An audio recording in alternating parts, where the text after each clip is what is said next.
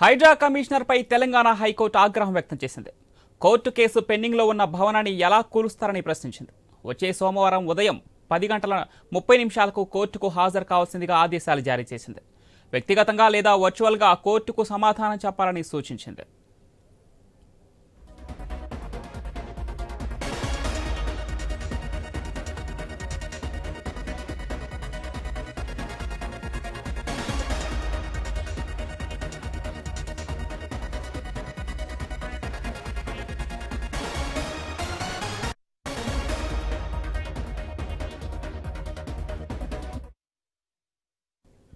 Hydraa commissioner పై Telangana high court ఆగ్రహం వ్యక్తం చేసింది. కోర్టు కేసు పెండింగ్ లో ఉన్న భవనాన్ని ఎలా కూలుస్తారని ప్రశ్నించింది కోర్టు.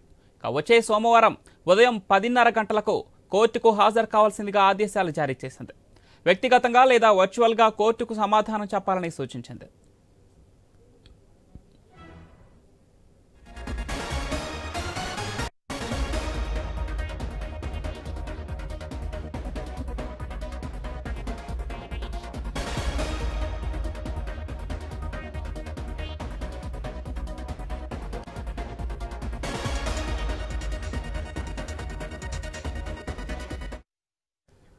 హైడ్రా కూల్చివేతలతో మూసీ పరివాహక ప్రాంతాల్లో హైటెన్షన్ నెలకొంది. వీకెండ్ వస్తుండటంతో మూసీ నివాసితుల గుండెల్లో గుబులు పడుతోంది.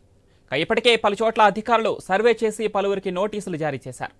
కొన్ని చోట్ల అక్రమ నిర్మాణాలను గుర్తించి రెవెన్యూ అధికారులు మార్కింగ్ చేశారు. శని ఆదివారాల్లో కూల్చివేతలు చేపట్టనుండటంతో ఆయా ప్రాంతాల ప్రజలు ఆందోళన చెందుతున్నారు. మూసీ నివాసితుల ఆవేదనపై మరింత సమాచారం మా ప్రతినిధి లహరి అందిస్తారు. ఎస్ పవన్, ఇప్పటికే మూసీ పరివాహక ప్రాంతం అంతా కూడా టోటల్ గా 55 కిలోమీటర్ల మేర ఉన్నటువంటి మూసీ ప్రవాహం దగ్గర అక్కడ ఉన్నటువంటి నివాసితులు ఎవరైతే ఉన్నారో అక్కడ నుంచి వేరే చోటికి పునరావాసం కల్పిస్తామని ఇప్పటికే ప్రభుత్వం కసరత్తు చేస్తుంది. ఇదే విధంగా 2 రోజుల నుంచి కూడా నిన్న ఈ రోజు నుంచి కూడా సర్వేలు కూడా ప్రారంభించింది. అక్కడికి అధికారులు చేరుకోవడం, అక్కడ మార్కింగ్ కూడా చేయడం జరిగింది.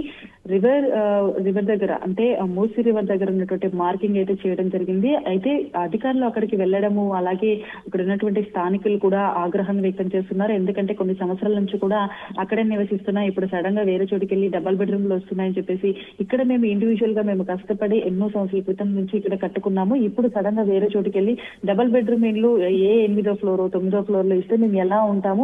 అది కూడా మేము అంత కష్టపడి సంపాదించుకున్నటువంటి ఇక్కడ ఈ భవనాన్ని వదిలేసి నేను ఎలా వెళ్ళిపోతామని చెప్పేసి కూడా ఒకవైపు ప్రజలు కూడా ఆవేదన వ్యక్తం చేస్తున్నారు. అదేవిధంగా మనం చూసుకోవచ్చు, మూసీ పరివాహక ప్రాంతంలో వరదలు వచ్చినప్పుడు ఎన్నో ప్రాంతాలకు కొన్ని ప్రాంతాల్లో అయితే ఇళ్లలోకి కూడా నీరు వెళ్తుంది. చాలా మంది కూడా అక్కడ నివసించే వాళ్ళకు జన నివాసం చాలా ఇబ్బందికరంగా ఉంటుంది.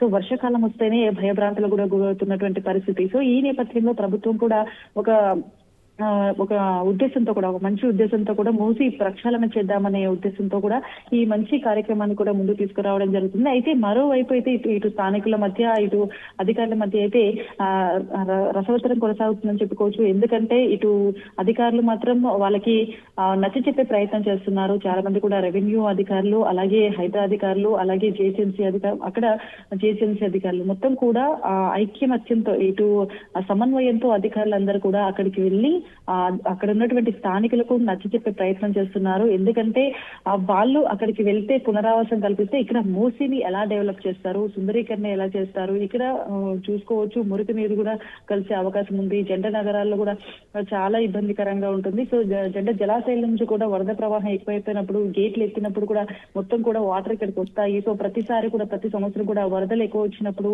అలాగే వరద ప్రవాహం అనేది గేట్లు ఎత్తినప్పుడు ఇక్కడ చాలా ప్రత్యామ్నాయ మార్గాల్లో కూడా జిహెచ్ఎంసీ అధికారులు ఒక సవాల్గా మారుతుంది. సో అలాంటి ఇష్యూస్ మీరు ఎన్నో ఇబ్బందులు ఫేస్ చేస్తున్నారు. ఇప్పుడు ప్రభుత్వం కొత్తగా పునరావాసం కల్పించే విధంగా మంచి నిర్ణయం కూడా తీసుకుంటుంది. సో మీరు ఇక్కడ నుంచి వేరే చోటికి వెళ్తే బాగుంటుందని చెప్పేసి నచ్చజెప్పే ప్రయత్నం కూడా చేస్తున్నారు. సో ఇదే విధంగా చూసుకోవచ్చు, ఇప్పుడు డబల్ బెడ్రూమ్ లో కూడా దాదాపుగా 16,000 డబల్ బెడ్రూమ్లు అయితే ఇప్పటికే ఏర్పాటు చేసింది. అక్కడ నల్ల కనెక్షన్లు, వాటర్ కనెక్షన్లు అన్ని కూడా, కరెంట్ కనెక్షన్లు అన్ని వసతులు కూడా కల్పించే ప్రయత్నం చేస్తున్నా. ఆల్మోస్ట్ వర్క్ కూడా కంప్లీట్ అయిపోయింది. దాదాపుగా కొన్ని ఇండ్లు మూసీ పరివాహక ప్రాంతాల్లో, రివర్ బెడ్ ప్రాంతంలో అయితే కొన్ని ఇండ్లను గుర్తించడం జరిగింది. దాదాపుగా అక్కడ ఇటు హైదరాబాదు, రంగారెడ్డి, అలాగే మేడ్చల్ డిస్ట్రిక్ట్ లో పరిధిలో ఉన్నటువంటి జిల్లా కలెక్టర్లు అందరూ కూడా, కింది స్థాయి అధికారులు అందరూ కూడా అక్కడికి వెళ్ళి సర్వే చేయడం జరిగింది. ఎన్ని ఇండ్లు ఉన్నాయి, ఎవరెవరికి ఆధార్ కార్డులు ఉన్నాయి, ఎవరెవరు అక్కడ కరెంటు బిల్ ప్లే చేస్తున్నారు, ఎవరు యజమాని, ఎవరు కిరాయిదారి, ప్రతిదీ అటు కోర్టు ఆదేశాలు ఉన్న భవనాన్ని కూల్చివేయడంపై అటు కమిషనర్ రంగనాథ్ కూడా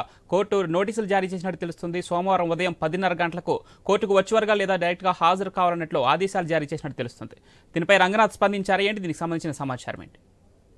ఎస్ పవన్, రీసెంట్ గా చూసాము మనము లాస్ట్ వీక్ లో ఇటు ఒకేసారి కూడా కుకట్పల్లి, అమీన్పూర్ లో హైడ్రా కూల్చివేతలు కొనసాగింది. సో ప్రతిసారి కూడా హాలిడే వస్తే చాలు హైడ్రా కూల్చివేతలు కొనసాగుతాయి. అలాగే వీకెండ్ వస్తే చాలు దడ పుడుతుందని చెప్పుకోవచ్చు, అక్రమ దారుల్లో దడ పుడుతుందని చెప్పుకోవచ్చు. చాలా మంది కూడా అక్రమంగా నిర్మించేటువంటి ఎవరైతే ఉంటారో వాళ్ళవి కూల్చే ప్రయత్నం అయితే హైడ్రా ఫోకస్ పెట్టి అదే విధంగా కొనసాగుతుంది. పూర్తిగా పోలీసు బందోబస్తు నడమ అయితే రీసెంట్ గా అయితే కుకట్పల్లి కావచ్చు, అమీన్పూర్ ప్రాంతాల్లో అయితే అక్రమ భవనాలను అయితే కూల్చివేయడం జరిగింది. అయితే రీసెంట్ గా కూల్చినటువంటి అమీన్పూర్ భవనంలో అయితే అక్కడ ఎవరైతే యజమాని ఉంటారో ఆ యజమాని అంతకు ముందే హైడ్రా కూల్చివేస్తుందనే నేపథ్యంలో ఇటు హైడ్రా అధికారులు వస్తారనే ఉద్దేశంతో, ఎందుకంటే చూసుకోవచ్చు ఇప్పటికే నగరంలో చెరువు పరిధిలో ఉన్నటువంటి ఎఫ్టీఎల్ బఫర్ జోన్ లో పరిధిలో ఉన్నటువంటి ప్రతి ఒక్కరి భవనాన్ని కూడా, అక్రమ భవనాన్ని కూడా హైడ్రా అధికారులు కూల్చేస్తున్నటువంటి పరిస్థితి. సో దీంతో